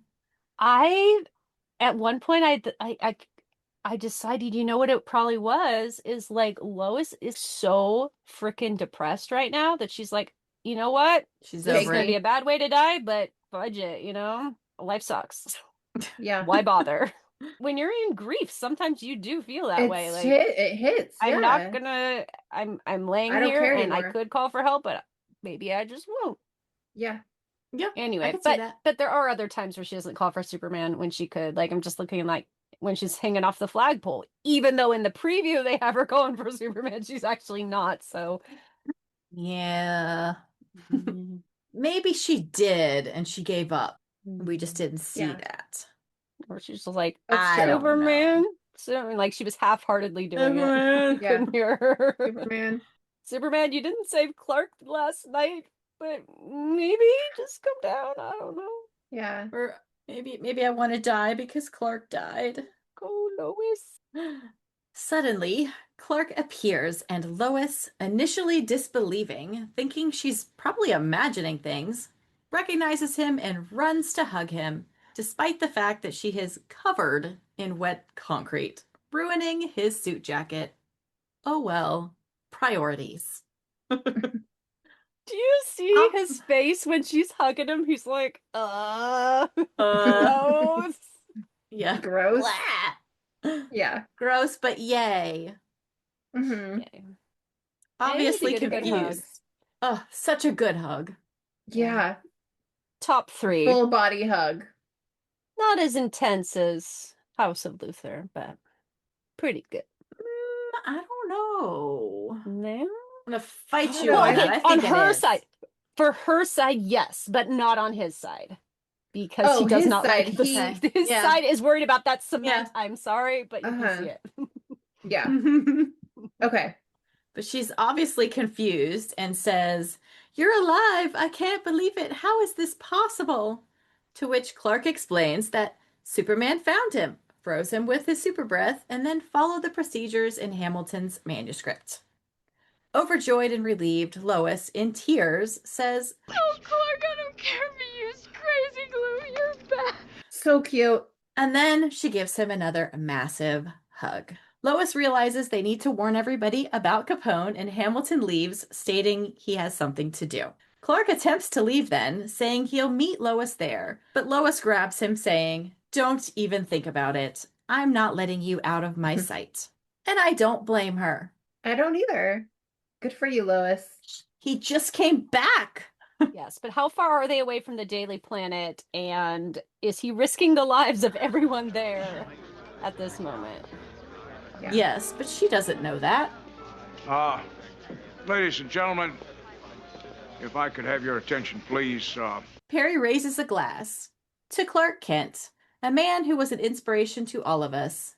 Just as Clark and Lois arrive in the lobby, Capone and his gang crash the party. Crash the party. Lois has now shed her cement-covered clothes and is now wearing just Clark's suit jacket with his belt wrapped around her waist. Clark tells her to call the police and rushes to change into Superman as he runs up the stairs. What do you think about her clothes? Yeah, where and how did she do that? In the car? Yep. These people, I think they can change she clothes. didn't.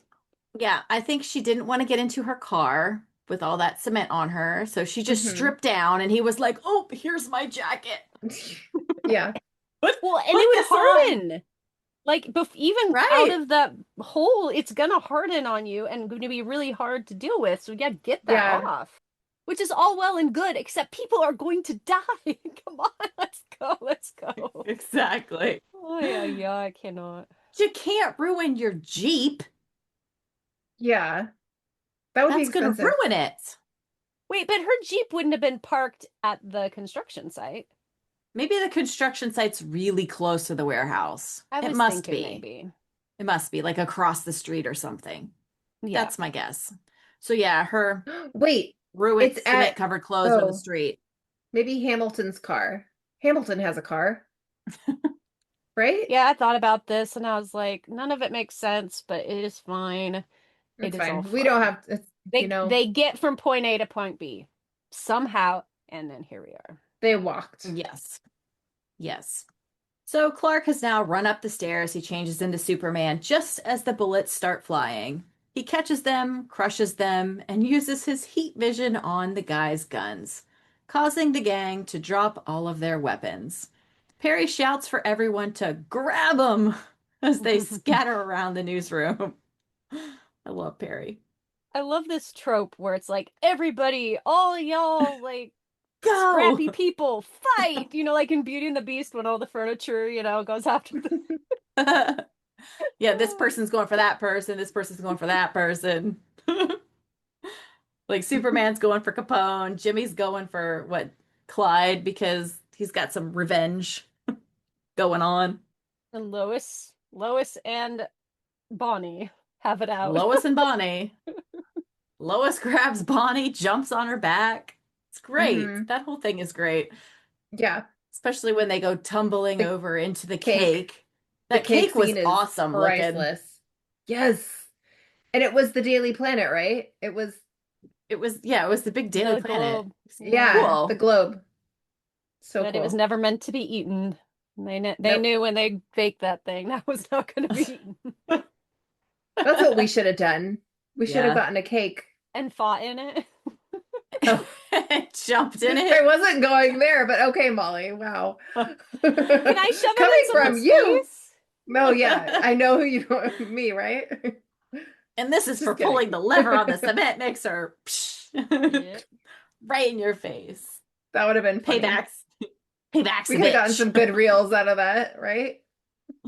That could have been good. Sad. I want to eat the I know. cake. I know. Well, and that's where I was going is we could have had a Daily Planet cake that we could have eaten next time. All So, right, next time. I'm on. All right. I've got this, guys. I've got this. And then Molly is going to jump on your back. Hey, that ain't very ladylike. Well, I'm a woman in the 90s and you're not much of a lady. I love the whole thing. The whole thing is great. Then Superman catches Capone. The police show up, and Lois asks Perry and Jimmy if they've seen Clark. Poor Perry thinks she's just lost her mind because she's had a hard day and goes to remind her that Clark is gone. When They're a little Clark just behind. casually just jogs in. Huh, wait, what? Clark just says, "It's a long story."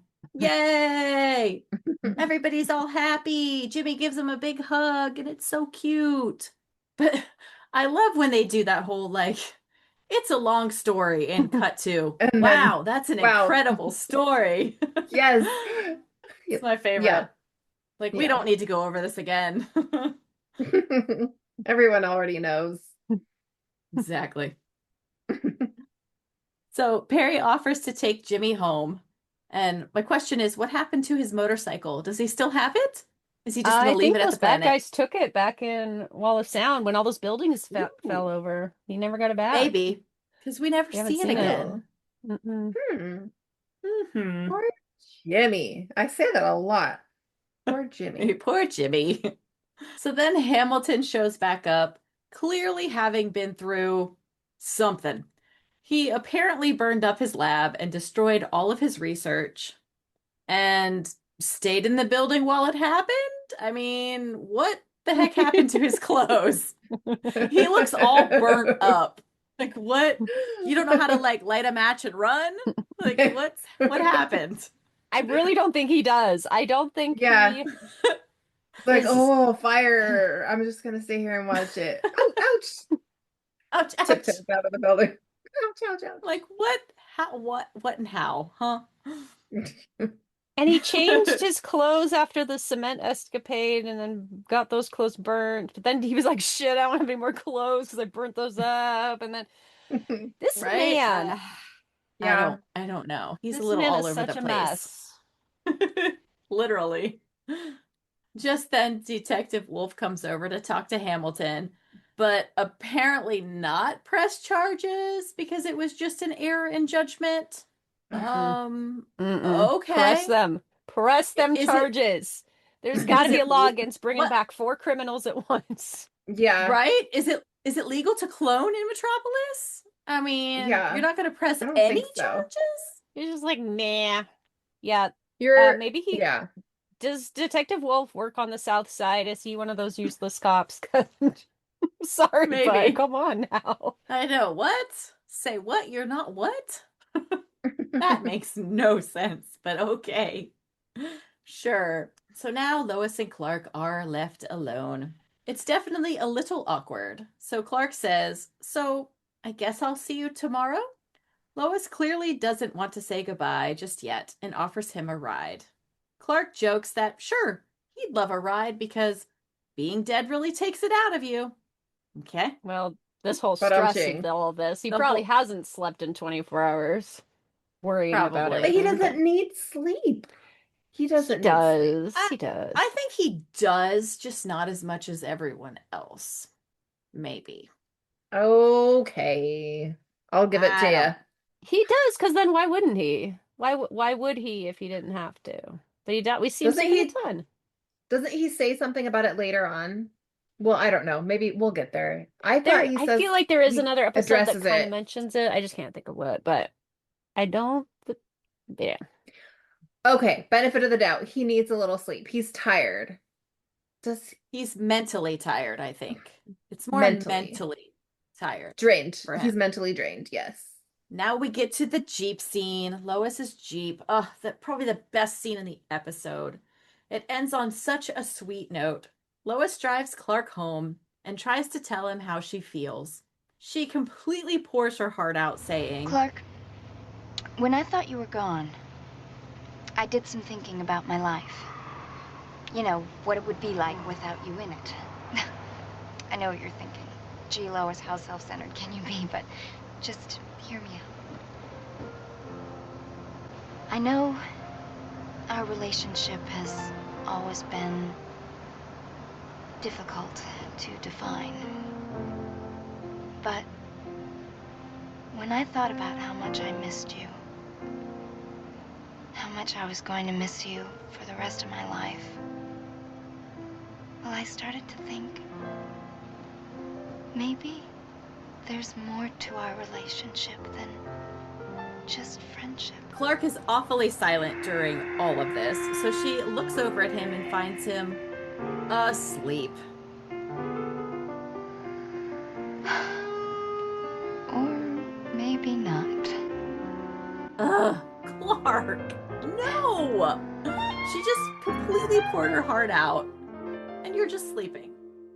It started with both of them. It pans or it zooms into her. You lose him. I remember dissecting this as a kid because I'm like, how can you fall asleep so fast? She looks over and then he's sound asleep. And I'm just sitting here going, he had to have heard at least part of that. The fact that the man he has narcolepsy. Does he have narcolepsy? He starts to hear what she has to say. He is overcome with like these emotions of bliss and being safe in this safe place with this person that he feels wonderful feelings with, and his brain's just like, you can shut down now. Boom. Yeah. And then he wakes goes. up and he's got amnesia. Like you were saying, and she's like, never long-term- mind. Long-term amnesia from like he'll have a little snippet. Or of thinks he dreamt it, or forgetfulness. Yeah, and she kind of just looks at him, smiles, and is like, or maybe not. I was so mad / overjoyed that she is admitting it to herself at the very least, but also Yes. mad.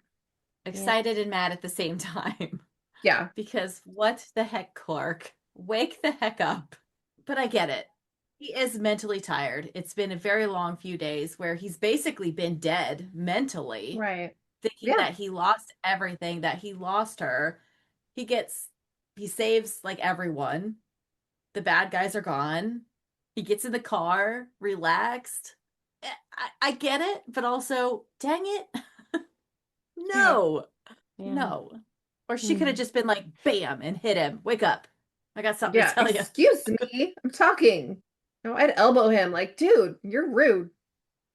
I take back everything I said. Never mind. Oh, she's probably so happy she's not going to be mean to him for like 2 days, maybe. Yeah, right.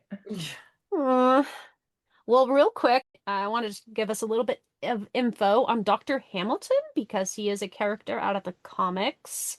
And the funny thing is, Dr. Hamilton is a character created by Marv Wolfman and Jerry Ordway, and he is just about exactly as old as Cat Grant. He was first introduced in 1987. Nice. And he's been in a bunch of comics. Sometimes he helps Superman, sometimes he's kind of a bit of a villainish character. He's worked for Star Labs. And during the Death of Superman storyline, he tried to help to battle Doomsday. So, yay him. And he attempts to save Superman's life, but as we know, doesn't succeed in that little storyline. And at one point, Dr. Hamilton in the comics loses an arm, but gets a prosthetic, much like another character later this season. So interesting. Yes. Well, is there anything else you wanted to talk about with our episode? New things you noticed or beefs you have with people falling asleep in court? No, we already talked about that. Well, I don't want to go off like the rails like too far, but one of the things that this episode is known for is inspiring fanfic.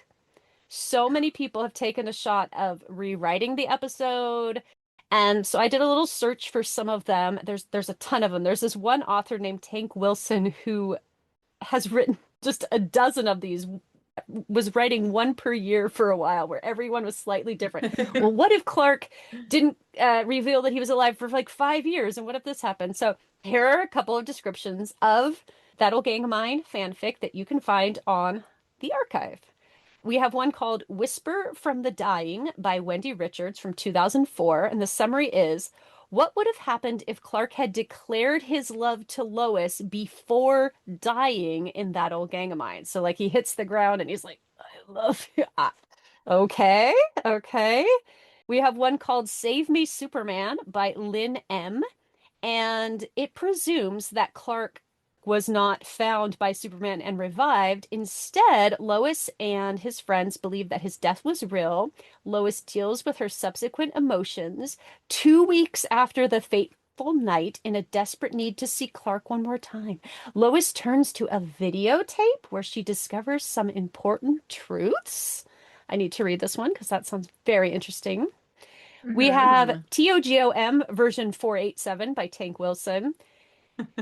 The description is, just when we thought all possibilities had been explored, but what if this time Clark doesn't find a way to come back from the dead? Can Superman survive without Clark? Can Lois? Those are 3, but there are many, many more. So if your heart needs some more Battle Gang of Mine, yeah, you're in luck. That's a Yes, well-covered episode. I have a favorite also. It is, I've mentioned it before, When Friends Become Lovers by Kathy Brown and Demi. Really, really good one. It's exactly like That'll Gang of Mine, and then it starts basically at the very end and goes. Okay. And Does he she fall goes asleep? into it. He falls asleep, but she wakes him up and they go into his apartment and they talk and things. Now, things is happen. this It's great. Is this It's a a good fic one. that starts with an N or no? There are both. There's 2 versions. Okay. I like the NFic personally. But send me a link. it is also regular fic too. But it is good. Based on things I've heard from people and rewrites that I have seen, I do know that there are quite a few folks who are angry that Clark let Lois go on thinking he was dead and did not fly to her that night and say, hey, I'm Superman, or even Superman flying to her and being like, hey, I found Clark, he's going to be okay. He's at a hospital in Tibet and we're working on him, or just something to ease her, pain that night and all that. And so that's been sort of a contention. Yeah, there's a lot of fics that have that in there where she's just like, I can't believe you let me believe that you were dead. Like, that's true. That's pretty bad. What was he supposed to do? That's pretty bad. But it's hard, again, but what was he supposed to, I mean, that's a hard position to be in. That's your whole life. You're trying to build this person and you lose it in a minute or a second. I don't think he didn't have a choice. Or he couldn't think of one. I mean, it's like, there's a lot of things. And if Clark could go back and live his life over again, would he do this differently? Would he have told Lois sooner? I think he would have if he had known how they would get together and be fine. Like, I'm sure he would have told her sooner and things like that. But this is our show and this is what happens when it happens. So yeah, this is the timeline we're on. Okay, well, let's get into our special features. Let's start with Jen. Were there any fuzzy, furry, or feathery creatures in this episode? Womp womp. 0. Yeah, we don't want the Dillinger and anyone to have a dog because they don't deserve it. But they don't. Julie, will you tell us about the script, what dates you have on it, and if there were any major changes from what we got on screen? Sure. The scripts that I have are the production drafts from September 29th and the revisions from October 3, 4, 5, and 7. So there are definitely some differences. I will name a couple of the big ones. When Lois and Hamilton are trying to escape the warehouse, in the episode, they both hide in the closet. In the script that I have, Lois hides in the closet and Hamilton hides under the desk. Capone goes to hang up his coat and finds Lois. He says, if you're looking for your boyfriend's body, it ain't here. Right? Horrible. Everyone laughs and Boyfriend? Yeah. Boyfriend. I mean, he's assuming. Yeah. But everyone laughs and Lois fights to hide her anger. She then says that she was looking for him, meaning Capone, so she could interview him. Bonnie's like, well, I don't believe her. She's lying because we shot her boyfriend. The only thing she wants from you is a confession.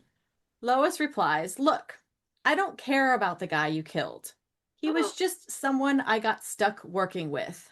But I do care about my career. And an exclusive interview with you can take me to the top. Horrible. Horrible. I'm so glad they changed this. That's horrible. What in the world? She doesn't, I don't think she meant, obviously meant that, but that's horrible. Ew. Who? You're fired. Who wrote that line? Go away. Lois is fired too. Let's just fire them all. That's not okay. No. It gets a little weirder. Capone kind of gives in and tells her to take a seat for the interview. I mean, why? But okay. She hesitates and glances over to where Hamilton is hiding under that desk. Bonnie then perches on the desk, dangling her legs, like right in front of his face. This is what I thought was funny when I read the script. Bonnie then dabs a little perfume behind each knee. Dab a little behind my knee. I don't even know why. I don't even know why. Yes. I know why. So as we know, Hamilton is basically allergic to her perfume and places his finger against his nose, trying not to sneeze. Lois quickly, after seeing this, says that she wants to take them out for sushi to get better acquainted, to get them out of there so Hamilton can not be found. Just then, Hamilton starts sneezing and they catch him. And then the episode resumes like normal. That would have Much dragged simpler. that scene out. Goodness, yeah. Right. Yeah. Much simpler to just have them both in the closet. Yeah. And funny. They played it And off I as really don't- funny. I don't like that where she says that she doesn't care about the guy who got killed. Like, No. We don't want to hear that, whether she's lying or not. I know. That's no good. No. In the script, she's running over to him when she's all concretey and messy. It says that she throws her cement-covered arms around him, hugging, kissing, and sobbing. She didn't kiss him. Aw. Oh, why not? I know. Dang it. I don't know that it would have been appropriate. I don't know. Yeah, they are still coworkers. They're friends, but they're still Could have been on the coworkers. cheek. And also, Come she's on, not cheek. at this point. She doesn't. I mean, she with all her heart hopes, but she doesn't know for sure that this is Clark or if this is like a trick or Yeah. what the heck's happening. And then the end is a little bit different. When Clark reappears at the planet, saying that his revival is like this long story, Perry says, "I guess I don't have to tell you that I'm going to hold the entire front page of the next edition for your story." Clark says that he'll be in first thing in the morning to work on it. And then Lois chimes in with, "We'll be in first thing." Aw. And then they share That's a sweet. smile. Aw, Sweet.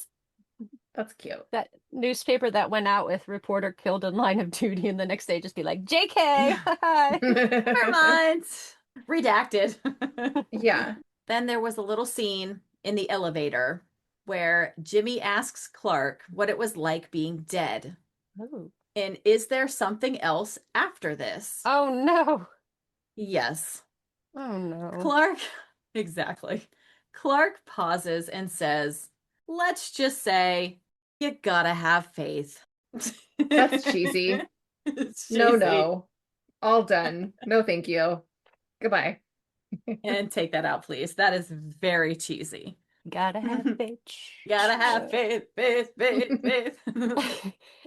There are so many real life things in this episode. I'm going to talk fast though, so hopefully y'all won't fall asleep in the Jeep. Here we go. Okay. We got a mention of J. Edgar Hoover, born in 1895, the first director of the FBI in the US. Jimmy referenced the Hoover Vacuum Cleaner Company, established in 1908. Clyde tried to nibble a gold card, one of Harry's shiny credit cards from the company American Express.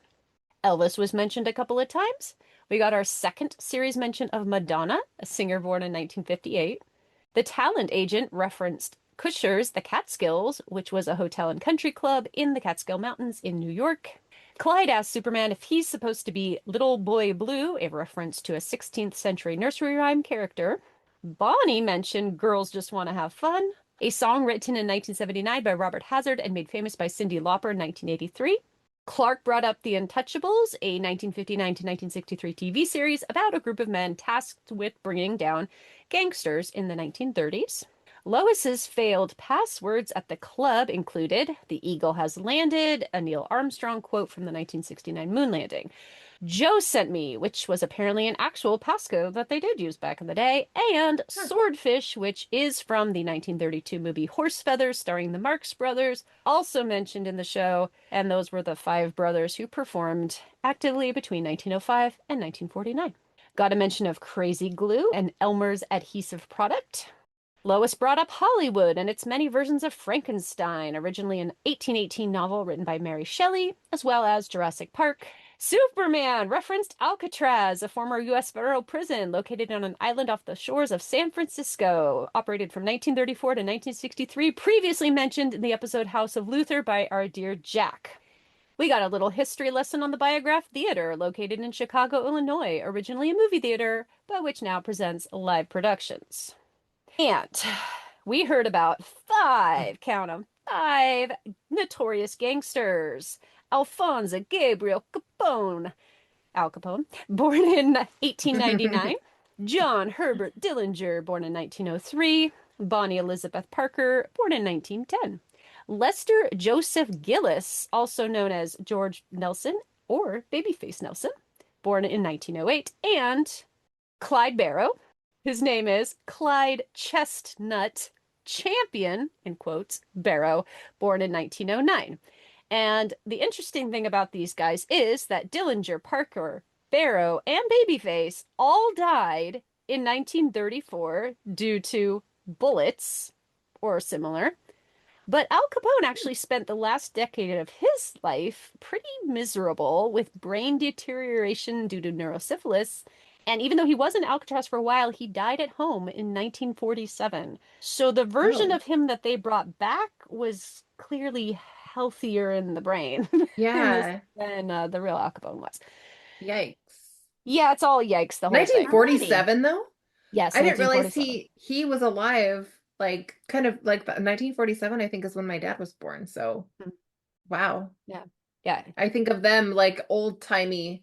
Yeah, all his crimes and all the doings were in the 30s. And then he Yeah. went to jail, and then he spent the years at home just being a not healthy man. So that is that, I think. I think I got them all. There were only like, what, Interesting. 800, so. Cool. Whew. Jen, what is your choice for the best or your favorite excuse Clark makes in this episode? All right. Well, there are a couple that I enjoyed. When Clark swipes the ticket stub evidence from the floor and shoves it in his suit jacket, Lois shrugs it off and Clark says that Dillinger dropped it. She asks, well, how do you know that? And his excuse is, well, I saw Superman on the way back here and he told me, which was a little, yeah, okay. He's blaming it on Superman. You're going to get caught if you do that. My favorite, though, was just the standard, Lois, I have to go downstairs to put more money in the parking meter. It's classic. Again, I love the classic ones. It's gonna ramp up into more of the cheesy, dentist. I have to go to the dentist or my barber Waldo or whatever. But hashtag never forget, his excuse for coming back from the dead was pretty out there. Oh yeah, okay, that's true. That one was, yeah. He found That's a my good- body and that- brought me back to the lab and fixed I me didn't up. even. Oh my gosh, I didn't even think about that one. Yeah, that one's really good too.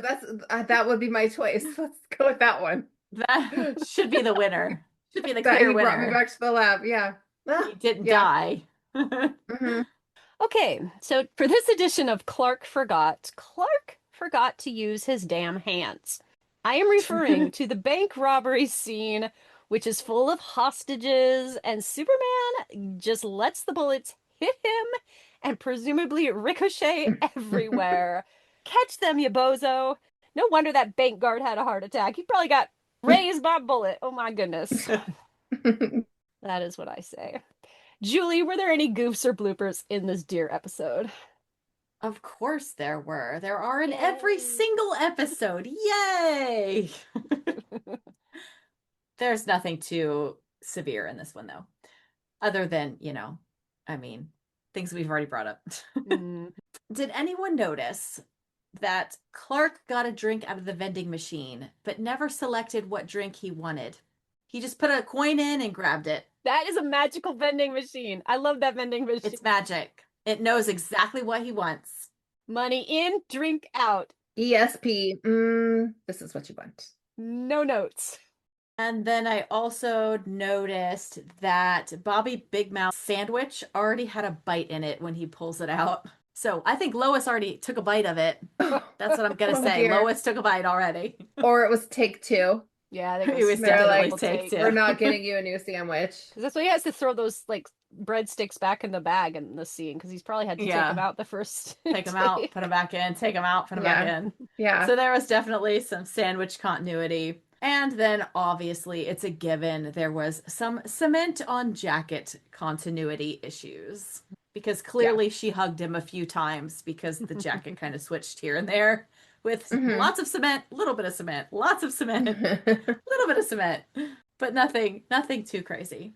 But I do wonder, I have written down here, Clyde's car, it was a stolen car in real life, but he says it's his car, but okay. So if it's his car, shouldn't it have like a ton of bullet holes in it? It looks brand new. But maybe, okay, they said he was still making payments. Maybe he had two cars. One, he kept at his mom's house or whatever, and it was shiny and everything, and then they had to sell it to pay for his funeral. And then his other car got all wrecked. So I'm like, maybe it's not his death car because the death car has hundreds of bullets in it. Yeah. The actual death car, I think, is on some Vegas casino or something. Really? Oh, wow. Yikes. Doesn't quite look as good as the one in this episode. That's it. That's really the only thing I really noticed.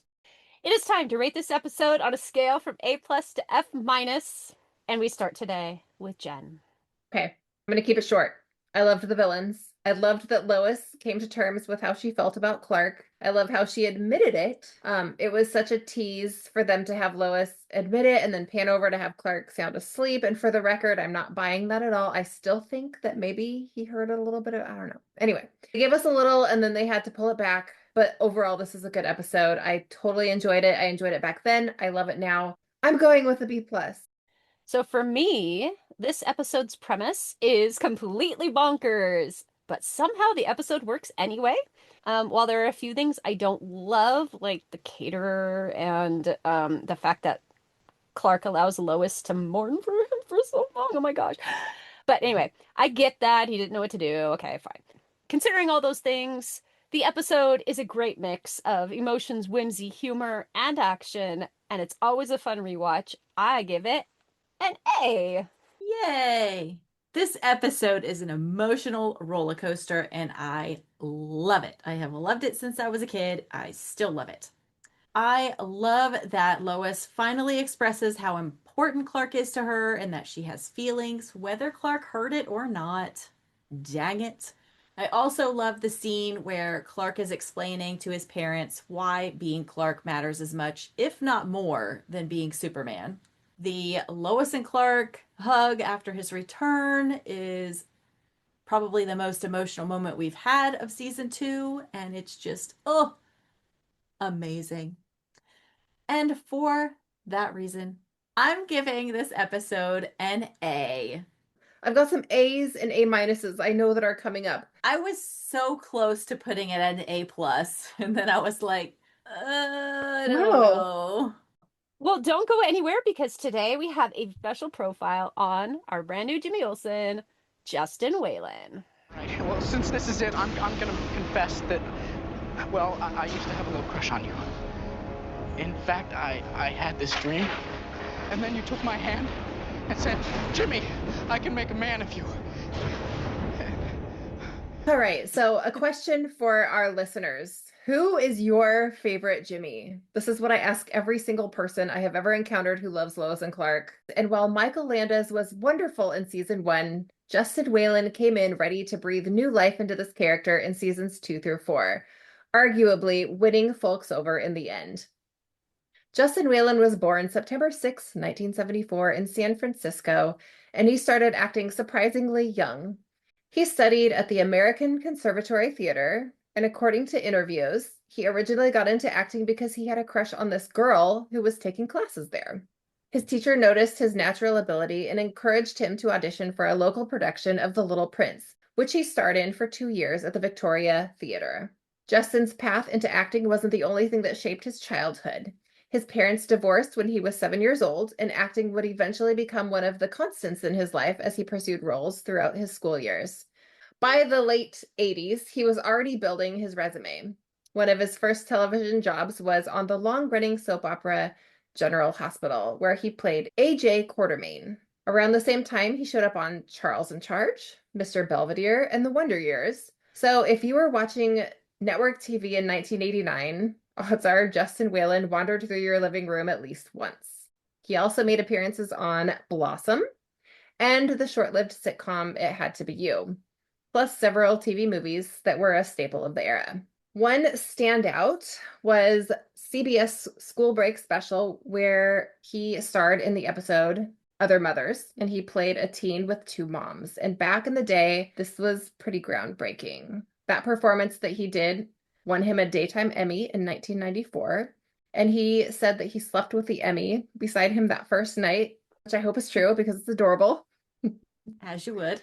Movie fans probably know him first from horror because in 1991, he took over the role of Andy Barclay in Child's Play 3. That same period also included a small role in The Deadpool, the final Dirty Harry movie, where he acted opposite Clint Eastwood. Then in 1994, Justin joined Lois and Clark as Jimmy Olsen. Secret Santa is, it's where we all put our names in a bowl and we all pick a name out, and whoever's name you get a Christmas present for. And I'm in charge of it. He stepped into the role beginning with season 2, and he stayed throughout the series finale at the end of season 4. It wasn't an easy position to be in. One fun behind-the-scenes note, when he first took over as Jimmy, he got a lot of fan mail from viewers who were very upset that the role had been recast. Justin later said that after several episodes, those letters shifted and people started warming up to him, kind of like we're seeing here when we're remembering when we started to kind of like him. Justin's version of Jimmy brought a different energy to the Daily Planet. Where Michael's Jimmy often felt a little more worldly and confident, Justin leaned into Jimmy's youth and awkward charm, and his eagerness to prove himself. And his chemistry with Dean and Terry helped cement the Daily Planet as a true workplace family. And over the course of the series, fan watched Jimmy grow from the eager kid brother of the newsroom into a more confident photographer with bigger responsibilities and even a few romantic adventures of his own. Lois, my car's in the shop, and I was wondering if I could borrow your car tonight. I met this incredible girl this morning. I thought Angela was the love of your life. Yesterday's news. Well, that didn't take long. I'm young, I'm single. I gotta keep my options open, Lois. She left me for a guy with a Ferrari. Are you happy? His work on Lois and Clark also earned industry recognition. In 1996, he received an American Latino Media Arts Award, or ALMA, nomination for Outstanding Television Series Actor in a Crossover Role for his portrayal of Jimmy Olsen. While filming Lois and Clark, he also appeared in a handful of cult favorites. He played Scotty in Serial Mom. A lot of Disney Channel kids may remember him from Suzy Q, where he played Zach, which is like a supernatural teen romance. God, it doesn't seem fair. Zach, my parents never should have lost their house in the first place. I have to know why this is happening. What's that gonna change? The whole thing has to do with these papers that my grandfather was looking for the night of the accident. We have to find them. Susie. I am begging you. Just talk to them. If y'all want to watch Suzy Q, it's on YouTube. He also starred in the family adventure film White Wolves 2: Legend of the Wild, and later the historical TV movie Miracle at Midnight. In 1996, while filming Lois and Clark, Justin also auditioned for the role of Billy Loomis in Scream. Would have been cool. I've seen that audition. I don't remember where I saw it. Probably YouTube, because I'm always Oh, on wow. YouTube. But it is out there. Yeah. I could see it. Yeah. I'll mention one other movie that he was in. It's a superhero spoof called Super Capers, but he appeared in that one with Adam West, aka Batman. Justin generally preferred staying out of the spotlight. He developed a wide range of interests, including following the stock market, playing the blues on his electric guitar, and he earned a black belt in Taekwondo and became a PADI certified scuba diver, which I had to look up. It's Professional Association of Diving Instructors, and that was a passion for his adult years. He and his wife Raina enjoyed traveling to exotic destinations wherever possible and exploring marine life together. And he's a well-known animal lover, particularly when it comes to cats. Then, in a career move no one saw coming, I think we're all a little disappointed, Justin stepped away from acting in 2009. Rather than continuing in Hollywood, he transitioned into education full-time. Today he works at a preparatory school in California. And from what I found, he has been the social studies drama teacher and is now co-director and history head. It's a pretty cool career change for someone who spent much of his childhood and young adulthood in front of the cameras. Now I have to ask the question, are you Team Michael or Team Justin? You guys, do you have a... I think you're going to have to ask me that again at the end of season 4. So Okay. I have a more clear picture of all the things Okay. Justin. I will do that. I like them both. I can never answer this question. I like them both. And that's Justin fair. is growing on me. He's growing on me by the day in season 2. Lois, panic makes a man say some strange things sometimes, and I was wondering if you could sort of forget what I... Trust me. Well, thank you so much for listening today. I hope you enjoyed this episode. If you did, please go on your favorite podcasting platform and give us a review or a rating. We'll so appreciate it. Our next episode will be season 2, episode 8, A Bolt from the Blue. 1 week from tonight. You're not going to believe this. Watch out, Superman. Who are you? There's a new super rival in Metropolis. I'm going to save everybody before you do. But there's a price to pay for this hero for hire. Dogs are $29.95. Have you no shame? You can't charge people for saving their lives. Has everyone gone crazy? Metropolis not big enough for both of us. I'm sure you'll be very happy together. Cindy Williams guest stars on Lois and Clark 1 week from tonight here on ABC. You could be my girlfriend. You can find us on Instagram, Threads, Blue Sky, and Facebook as Folks Forever. That's FOLCS FOREVER. Or you can visit our website at folksforeverpod.wixsite.com/podcast. And until next time, I'm a woman of the 90s and you're not much of a lady. Sal, why did you have to do this movie? Because now I'm not going to be able to get through it. Lyle, crocodile. I'm going to look that up.